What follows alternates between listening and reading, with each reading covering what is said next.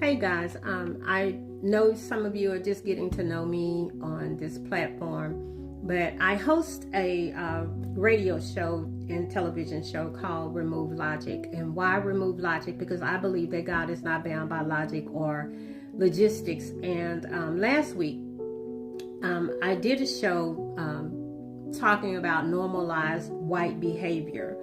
And the reason that I'm on here now, and I'm going to talk about that for just a few minutes and what that is and what we're seeing in this nation is normalized white behavior. What is that?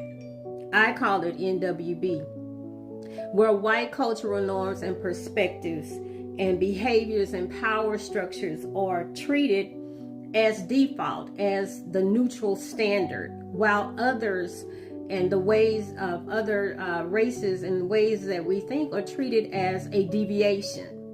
And I want to make one important clarification. This is not about condemning individuals or saying that all white people have behaved the same way. What I am doing is confronting a system and standards that are quietly being rewarded in this time in our nation by some people by requiring others to shrink back, to mask or translate themselves to survive. Now let that just sink in for 1 second, how others are translating themselves to survive. Normalized white behavior is called that simply because it goes unnoticed. It goes unquestioned, it goes unmasked, and even by well-intentioned people.